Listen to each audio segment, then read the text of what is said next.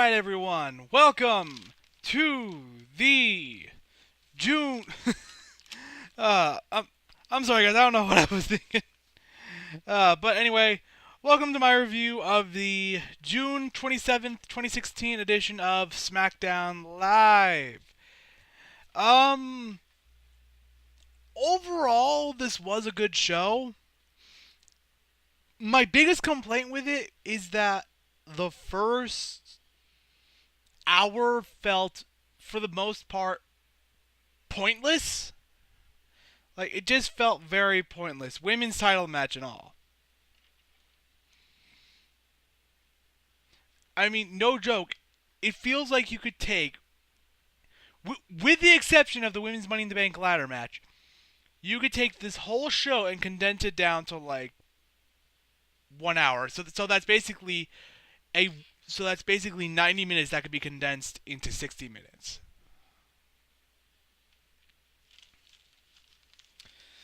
Anyway, show starts off with a recap of what led to the two biggest matches of the night, which is the women's Money in the Bank ladder match and the SmackDown Women's Championship match. And then after that video package, sorry, I just ate.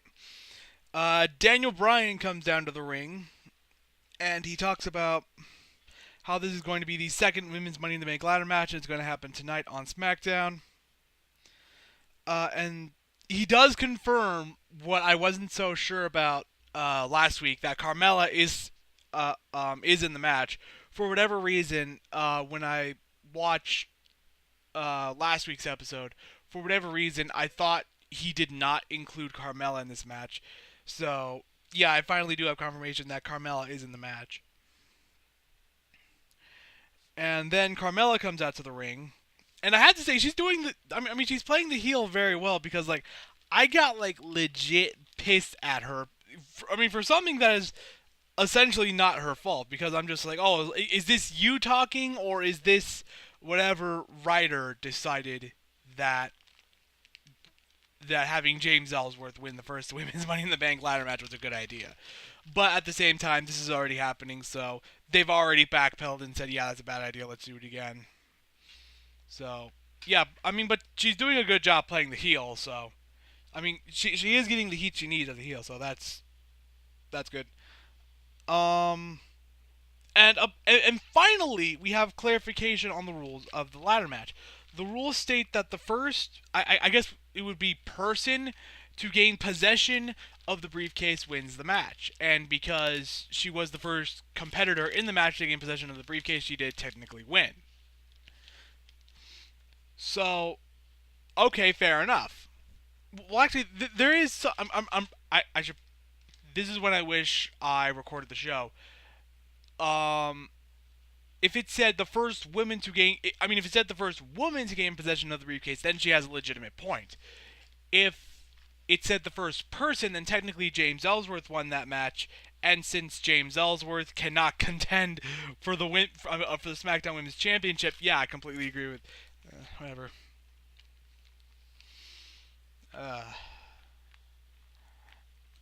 Anyway, then Ellsworth starts going on this huge rant about how Daniel Bryan is a terrible general manager and a terrible person and stuff like that. And for the first time, I mean, maybe I'm not saying this is the first time this has happened. I'm just saying this is the first time I've heard this. The Ellsworth sucks chant. I have legitimately never heard this chant before. Never. I've never heard this chant before in my life. And then Ellsworth says that Daniel Bryan is not really injured, but he's only pretending to be injured because he lost. He's become afraid of getting hurt in the ring. At which point, I really wanted to see Daniel Bryan just go to one of the corners and just hit Ellsworth with the running knee. I mean, I know Bryan has like a really bad concussion, but at the same time, I can, if I'm not going to be. I'm not going to claim to be an expert on the Daniel Bryan situation with the WWE, but at the same time, um, I mean I can kind of understand why WWE would not want Daniel Bryan to be competing in a match. However, I really don't think it would be that bad for his health to. I mean, it just kind of slaps, just kind of puts someone either in the yes lock or do like a running knee. Taking bumps, no, I don't think he should do that. But just like doing like the running knee on someone or putting him in the yes lock just to show like, yeah, I can still do this if I really have to. I really don't see why WWE would have any problem with him doing that. And I honestly think that's what they should have done. I mean, along with what they actually did, which is Daniel Bryan saying, I am banning you from the arena. But I do honestly think he should have. He should have banned Ellsworth from the arena, which he did, and just hit him with a running knee. Or with the yes lock or something. Just, just something more than we got. Just something to show that, no, this Bryan.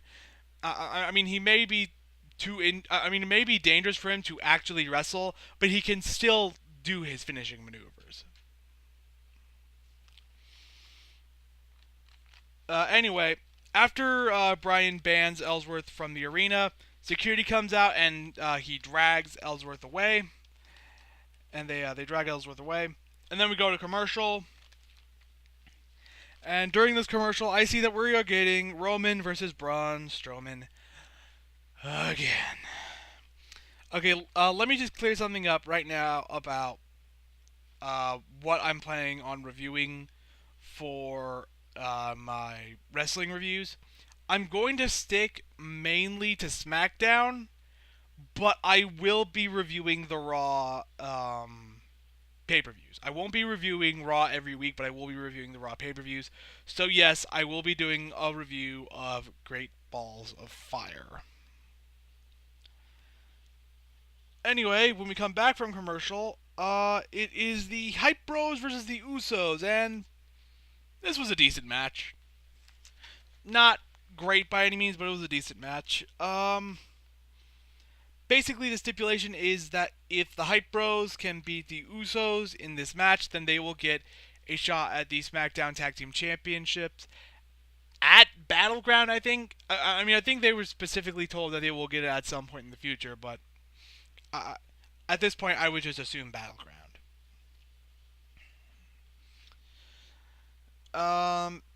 Anyway, match starts out. Mojo is in the ring, and Mojo just starts hulking out. Like, he's down on the ground, and then the Usos start start chopping him, and that causes him to essentially Hulk out. I mean, because I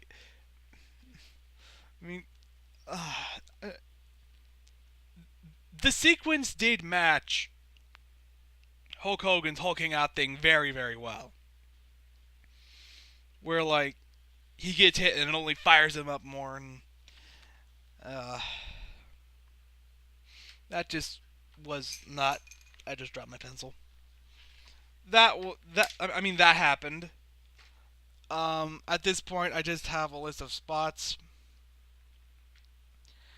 Um, Mojo Rawley does a fireman's carry to Ryder that launches him over the top rope and landing on the Usos. This was not.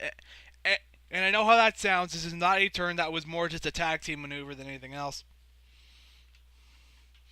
And then we cut to commercial with the match itself being windowed. I didn't catch a lot of the match while it was windowed, although I did catch WWE's anti-smoking commercial.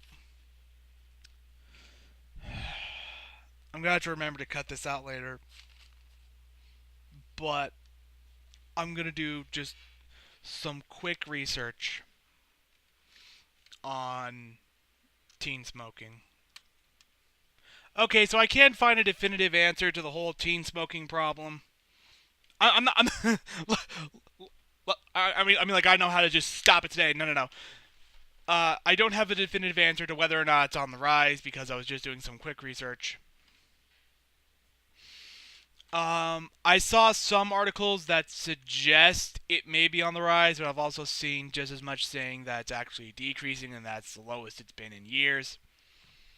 Although then again, those were reports from like 2015 and whatever. So maybe it is increasing, maybe it's not. All I can say is that I'm really, really tired of these fucking anti-smoking commercials. Like, I'm not fucking smoking. You can. I I've been I've had hammered into my skull that smoking is bad for you since I was 3 years old, and it's just stupid now.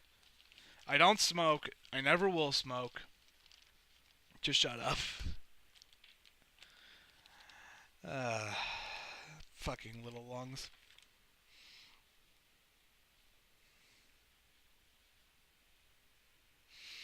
Oh yes, and like almost right after they come back from commercial, the match ends.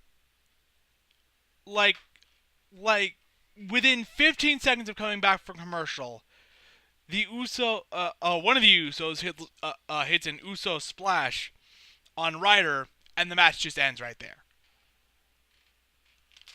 Like, I mean, it's a good thing you can watch the match windowed because if you can do that, I'd feel ripped off because most of the match happened during the fucking commercial. But anyway, after the match, the New Day come out. They come down to the ring, and they said like, "Hey, you actually managed to win a match legitimately instead of running away for once. Congratulations on that." And then Big E says something along the lines of Usos, we coming for you. And then Xavier interrupts him, Usos, we're coming for you, Usos. Like Big E was about to say the N-word. Okay, why even go there? Apparently the New Day likes going to places like that. All right. And apparently they started giving Kofi some kind of rhyming gimmick, because whenever he gets the mic, he just starts rhyming. Something later in the show suggests that he was actually rapping, which no, he wasn't. I may be the whitest person on the face of the planet, but that was not rap. There was no flow, no rhythm, no nothing to it. That was rhyming and that's it. What Shaq did in Shazam more... what Shaq did in Shazam was closer to rapping than what Kofi did. Because at least Shaq, in Shazam, had a little bit of rhythm to it. A little bit. Not a lot. A little bit. Kofi is not rapping. He's rhyming. Anyway, we cut back to commercial and another WWE anti-smoking. I'm fucking. You want to know something? I actually have friends that smoke, and I've actually asked them about like these anti-smoking ads, and they've actually said that they have attempted to smoke in the past, and all these anti-smoking ads do is make them want to just go back to smoking. All these anti-smoking ads are not preventing people from smoking. If anything, according to what my friends say, people who are trying to smoke, it's tempting them to go back to smoking. So yeah, brilliant move there.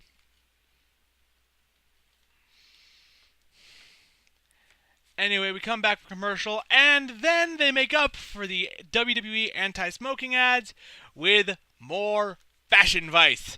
This segment was hilarious because, oh my god, it's like every 2 seconds there was something I wanted to freaking write down, because this segment was freaking hilarious. I loved it. I loved this freaking segment. Go look it up on YouTube right now if you haven't seen it yet. I'm serious. Stop the video. Go watch it if you haven't seen it. But they have... basically, Breezango is interrogating the Ascension, And they apparently have a picture of the Big Boss Man in their interrogation room, and they decide they're going to do the good cop bad cop thing. And Fandango decides he's going to be good cop. And so he goes up to the Ascension, and the Ascension was like, "We didn't do anything. We didn't attack." Tyler Breeze's like, "It was like we didn't do anything."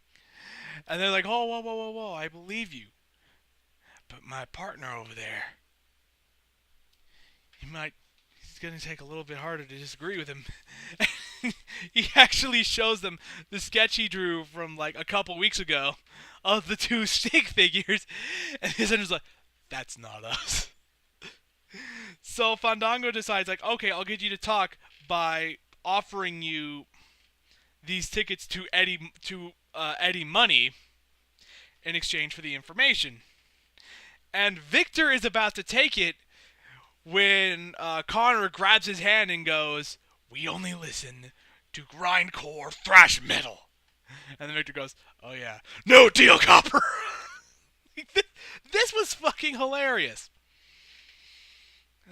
But anyway, so Tyler Breeze comes in, and he's going to be the backup. And he starts it off by just pulling 3 water pistols out of his coat or whatever, and just slamming it on the table.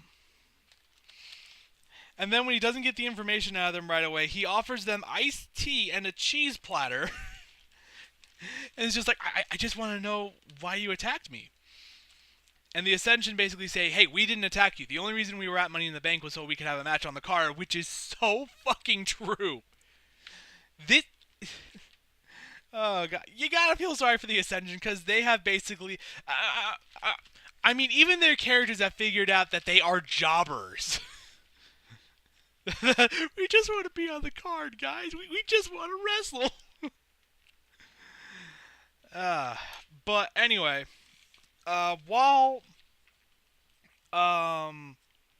Breezango are interrogating the Ascension, their office is trashed again, and they come to the conclusion that it couldn't have been the Ascension that did it because, well, whoever did it the first time did it again, but the Ascension were able to do it. They were still in the interrogation room. So the camera kind of just pans back to the Ascension, and they're just kind of eating the cheese, and then they just kind of sneakily grab the Ed money ticket. Oh, man. This is why Smackdown is such a good show. Smackdown has managed to take what were essentially 2 jobber tag teams and actually put them in a very entertaining segment. They actually managed to give them some kind of importance.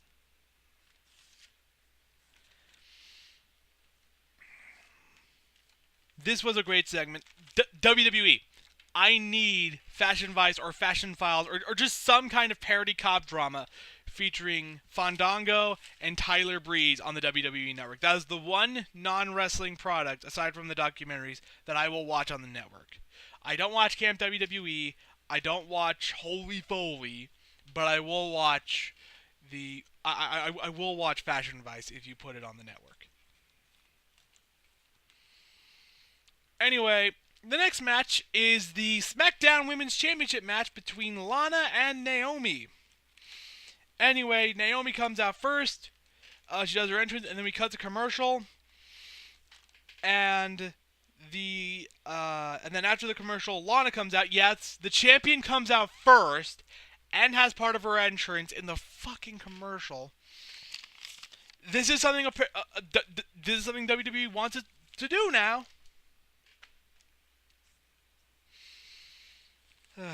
And this match was essentially a squash match, as before the match starts, Lana attacks Naomi, just lays into her, then Naomi kicks her, does the split-legged moonsault, and wins the match.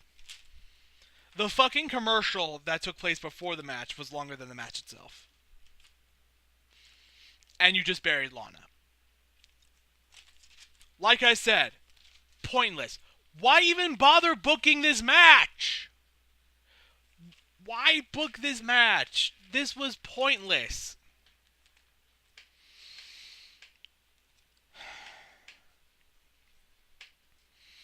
After that, we have Aiden English coming out to the ring. He sings a little song. And then Randy Orton comes down to the ring, and apparently, again, this has to happen during a commercial. But before we cut to commercial, we see Aiden looking at Randy Orton like, yeah, I can take you. Fucking no, you can't. Where's Simon Gotch? Where is Simon Gotch anyway? Did he get injured? I don't know.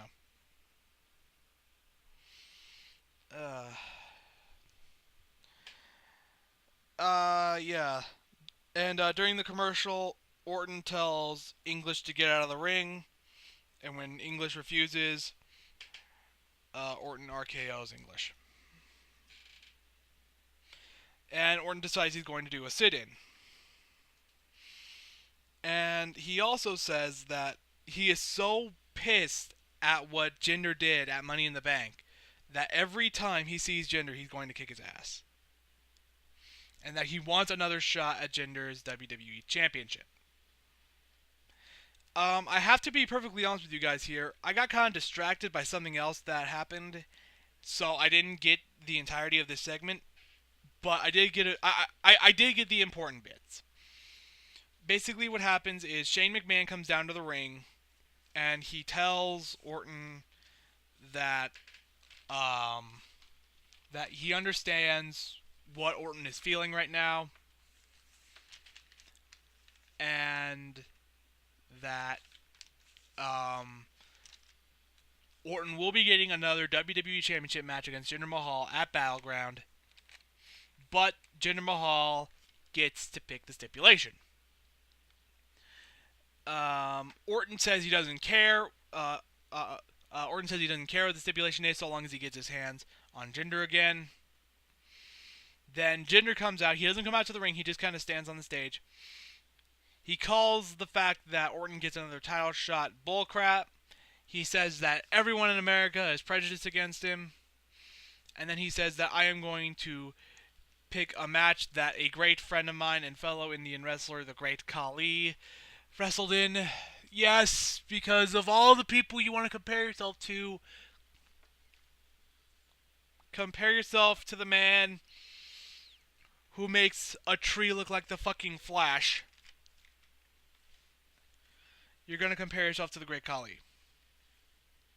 But anyway, the rumors of Orton versus Jinder 3 happening in a Punjabi prison match turn out to be true. It's going to happen at Battleground. Honestly, I haven't seen a Punjabi prison match before. Mainly because I was told they were crap. And I'll give it the benefit of the doubt because, again, I haven't seen it before. It's been years since we've seen a Punjabi prison match. Maybe they can figure out a way to make this entertaining. And plus, we also have to give it the benefit of the doubt because, well, the Great Khali was in it, and does the Great Khali even know how to walk? Does he even know how to walk? I mean, he's got standing down pretty good, and he's got lifting up his arms and screaming pretty good. Can he do anything else? I think the answer to that is no.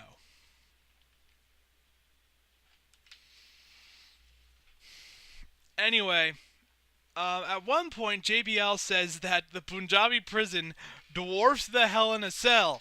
Like, oh my god, the Punjabi prison is so fucking dangerous. Not even Hell in a Cell can compare to how dangerous Punjabi prison is. Oh, bullshit. It's a cage made out of fucking wood. And yes, I know bamboo is supposed to be, like, a lot harder than the wood we have here in America, but fucking no. Fucking no. You mean to tell me that a piece of bamboo is going to do more damage than a steel fucking pipe? Bullshit.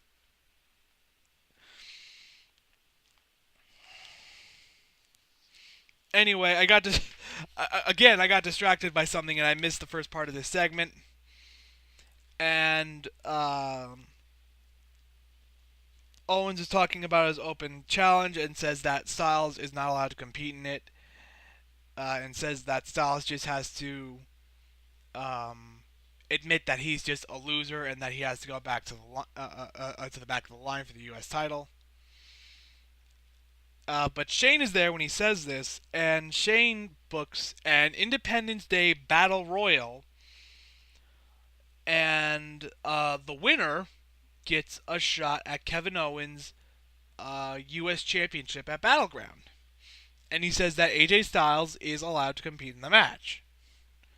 So, yes, we could potentially be getting another AJ Styles versus Kevin Owens match, which I missed the first one because it was at Backlash, and I had to work at 6 a.m. on a Monday. So I decided I was going to skip it, but I've decided I'm not going to do that anymore because I have yet to watch through all of Backlash.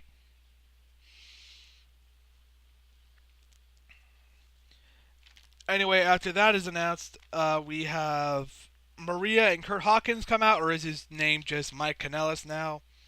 I mean, I'm not sure if he's I'm not sure if he's going to continue to go by his ring name Kurt Hawkins, or if he's now just officially going by Mike Kanellis. Like, no, I was never called Kurt Hawkins. What the fuck are you talking about? Anyway, Sammy interrupts. I don't even want to call it a segment because it didn't even go on for like 30 seconds before Sami Zayn came out. I mean, it's just like just a little bit before the Sami Zayn versus Baron Corbin match. Hi guys, this Kurt Hawkins Maria thing is still a thing that we need to remind you of. Remember us, and then they just kind of leave. That was pointless. It was just pointless. Anyway, we have Sami Zayn versus Baron Corbin. I actually don't remember a lot from this match other than the fact that, again, it was a decent match. Nothing special, but it was a decent match. I'm just going to read off some of the notes I have for this match. That, Baron is outside of the ring, and Sammy goes to do a high spot on Baron Corbin, but Corbin catches him and just slams him. I don't ask me what kind of slam he did, but he does slam him. And I remember when I saw it, I thought it was awesome. I should really do these sooner, or at the very least, I should have it on recording so I can.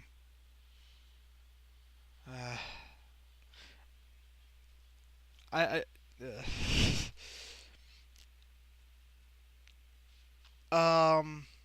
I have this one note here that says missed that punch. I have no idea what that means.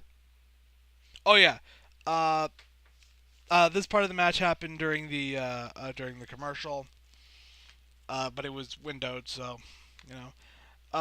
Baron Corbin spent most of the time where the match was in the commercial just doing bear hugs to Sami Zayn. Just giving Sami a big old bear hug. And he did it twice. Like, Sami was out of the bear hug for like a minute and then back into the bear hug. And then we have just... I mean, let me just say this.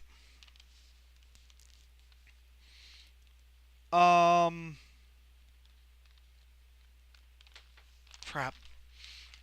I forgot what I was going to say. Okay, I just remembered. There are few things in wrestling more satisfying than a good clothesline. And this match had a few really good clotheslines in it. Like, holy shit. I'm sorry, guys, but those clotheslines, man. I know it's simple. I know it's really simple, but when you get someone who really knows how to do a clothesline, they are so fun to watch. Anyway, we see that Nakamura is watching the match from backstage, and I wish I could remember which move Baron did to warrant this one, but I think it was yet another clothesline. But I have the note here, watch Sami sell, and yeah, Sami is really selling the hell out of Baron Corbin's move. He's making Baron Corbin look like $1 million freaking bucks. And a lot of people are probably gonna not really like this, but Baron Corbin wins this match clean. Which, okay, he's Mr. Money in the Bank. He should win the match clean. That's something I actually really don't understand about Money in the Bank, and that's the Money in the Bank curse, where if you win the Money in the Bank ladder match, you're actually, I mean, unless you cash it in like really, really quickly, you almost always just start losing just left and right, left and right, left and right until you eventually cash it in. It happens to freaking everyone. It happened to it happened to the Miz. It happened to Damian Sandow. It happened to Seth Rollins. Man, I mean, it happened to Daniel Bryan when he was Mr. Money in the Bank. It just anyway. After the match, Nakamura has a backstage interview, and where he basically says just like I'm not afraid of Baron Corbin. And then after that, it is announced that the New Day will be going up against the Usos in a rap battle, insinuating that what Kofi Kingston was doing earlier in the night was rapping, which, no, that was not rapping. That was rhyming. That if if that was rapping, then this is an excellent Smackdown review, and I have to wonder why the fuck it's not on ESPN yet.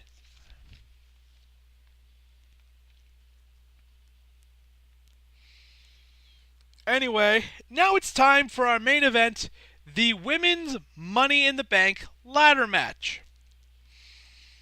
The match starts out, and Charlotte, Natalia, Tamina, and Becky just instantly leave the ring and start brawling with each other. I think they managed to get like two ladders in, but they're all brawling outside the win.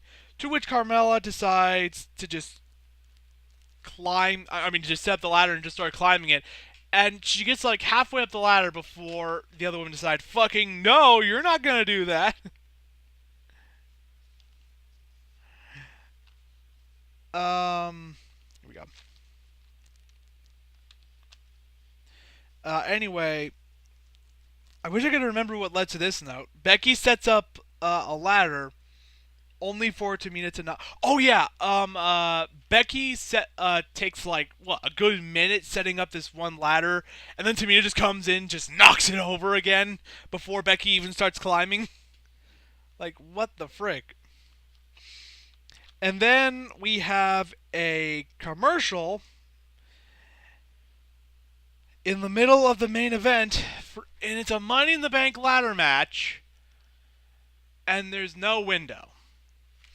No joke, I actually wrote this emoticon into my notes. I no joke, I wrote that in there. Just that's just the only way to describe what I was feeling at that moment. Anyway, we come back, and I just have this note here that reads, "Really, Carmella? You're gonna smack Tamina?" Which, yeah, I actually remember that bit. Carmella's just kind of pissed at Tamina, just like, "Oh, how dare you!" Like disrespect. Like, really? The biggest woman on the SmackDown Live Women's Division, and you're just gonna smack her? Even if I was pissed. Okay. Assuming professional wrestling was real, and I was pissed at Tamina. Actually, you know what? No, no, no. I'm actually going to go back and I'm going to continue to rephrase that because I mean, it's going to come off as very disrespectful. If I was.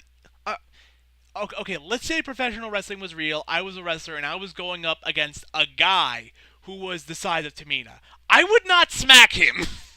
I mean, maybe I would punch him and kick him, but I would not straight up smack him because all that's going to do is piss him off. Just, like, that's not going to effectively help your situation. It's just going to piss him off. Uh, and of course, Tamina fucking destroys Carmella.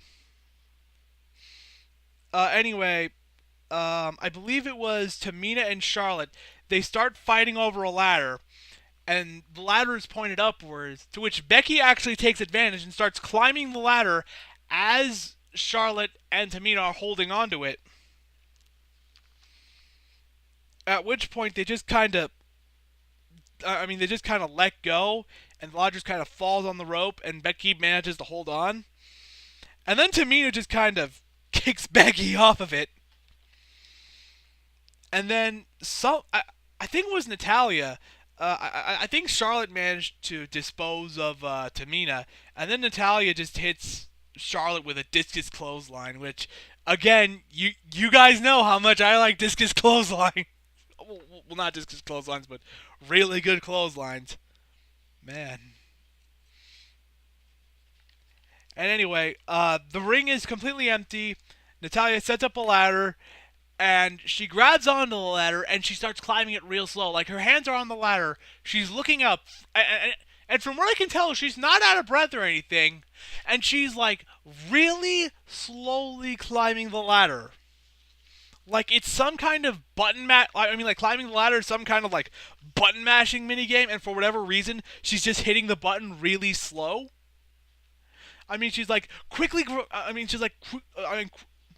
She's quickly climbing one rung, then stopping for like 2 seconds, then quickly climbing to the next rung, stopping for 2 seconds. I'm like, what the fuck are you doing? And by the time she gets up to the top, Charlotte is already up there to meet her. And they start having this little brawl on top of the ladder until Carmella comes over and knocks the ladder over. And you'll have to forgive me if I don't remember what happens between these two notes.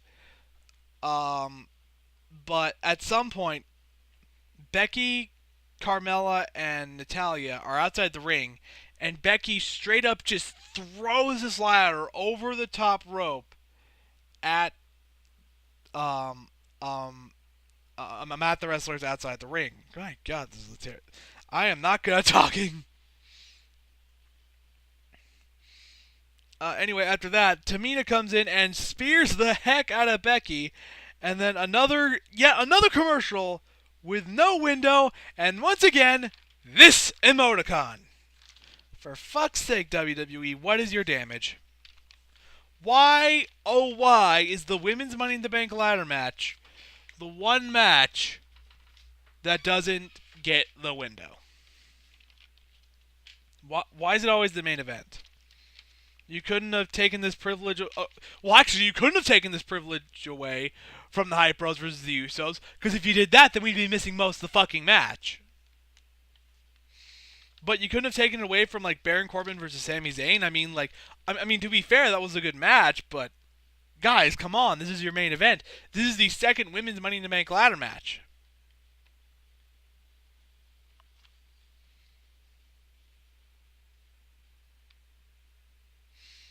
Anyway, Natalya starts climbing a ladder again, and she almost wins until everyone except Carmella just starts climbing the ladder too, and basically it's just so much weight and so much brawling happening on the ladder at the same time that just kind of tips over.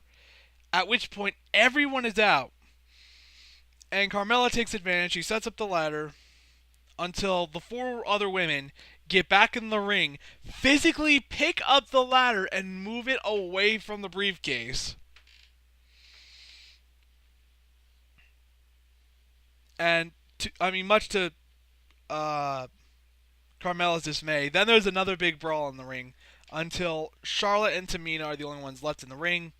Charlotte hits Tamina with the bottom rung of the ladder, and then just kind of props the ladder on top of Tamina with like her head, with like her neck being like where the bottom rung, being like just like right below one of the bottom rungs. Carmella tries to stop Charlotte from grabbing the briefcase until Tamina literally lifts up the ladder from underneath, and And you know what? I mean, this is basically what I'm talking about when it comes to predictability in wrestling. Yes, that was very predictable. When I saw that, I'm like, yeah, Tamina's gonna lift that up and she's gonna knock whoever's climbing it off. And yeah, I mean, I saw that from a mile away, but I don't care because it was awesome. That's the thing. If it's good, it doesn't matter if it's predictable. If it's clearly the right choice, no one, I repeat, no one will care that it was the most predictable choice. No one. Take that lesson, WWE. Don't fucking change a good storyline because everyone has already figured out how it's going to end. Don't fucking do that. Although, I see you have learned that lesson, but it seems you've chosen to learn it selectively. Like when the match is basically going to end in a way no one wants it to end. Like, oh, like, I mean, if it's really predictable and it's going to be terrible, oh, we can't change that because, we just can't change that. But if everyone's predicting it and it's fucking good, oh no, we gotta change that shit. Make it fucking terrible.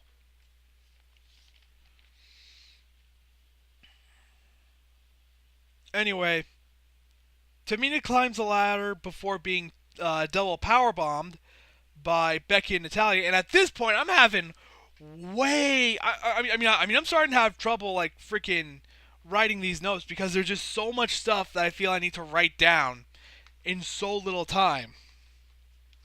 Like a lot of stuff started happening at this point. Tamina gets double power bombed by Becky and Natalia. Then Natalia power bombs Becky, and for whatever reason, I mean, this just seemed to go against Becky's character. She was going, no, no, no. Like as she was on top of Natalia's shoulder, she was going, no, no, no, and like, what was that about, Becky? I mean, you're a face. You should. What were you doing? What? And anyway, I don't know exactly what happened, but again, it's just Carmella in the ring. Here comes James Ellsworth again. And James Ellsworth is left alone in the ring with Carmella for a good amount of time. He starts climbing, he gets to the top, and for a second I thought they were serious. And like, yep, this is how we want it. Fuck you.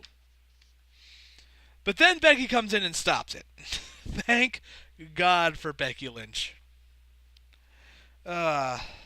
Anyway, Becky comes in, knocks James Ellsworth off the ladder, and causing him to hit his balls on the top rope on the way down. Becky starts to climb the ladder, but someone stops her. I want to say it was Carmella. No, it wasn't Carmella. I think it was Natalia. Don't quote me on that. Someone stops Becky from climbing the ring, but Becky does manage to just kind of dispose of them, but she blows out her knee in the process. Anyway, as she's about to start climbing the ring, Carmella grabs a chair and starts hitting Becky with it. And then once Becky is out, Carmella climbs the ladder, grabs the briefcase, reclaims her Money in the Bank contract. All right. So yeah, I mean, it seems very clear that they wanted Carmella to walk out of Money in the Bank, the SmackDown Women's Money in the Bank winner. But it seems like they've backpedaled on the method. Like, yeah, this is how the match should have gone. We're sorry, and that this was not the intention. That this was not the intended storyline. They were apparently going to be very, very serious on the fact that that was how the match was supposed to go down. But then they started to backpedal, and yeah. Anyway, I can still kind of see Carmella as the SmackDown Women's Money in the Bank holder because of the fact that out of all of the women on the SmackDown Women's division, with the exception of Lana, Carmella is easily the weakest. And Okay, this is a very weird predicament I'm in. I'm having some mic troubles. Anyway, what I'm trying to say is that when you have a women's division consisting of 7 wrestlers, 5 of them are main event caliber, and like 5 of the 7 women are main event caliber. You gotta do something to put the other 2 women on the same level as as the rest of the division. So making Carmella the Money in the Bank winner and making Lana the #1 contender to the women's title is actually a good way to do that. And whereas it's working with Carmella, it's not working with Lana because Naomi fucking buried her earlier in the night. Anyway, I gotta hold the microphone cable kind of weird in order for it to work, so I'm not gonna elaborate on it anymore. But hopefully, I will see you guys for next week's episode of Smackdown, and yeah, I'll see you guys on the Independence Day edition of Smackdown Live. I will see you guys then.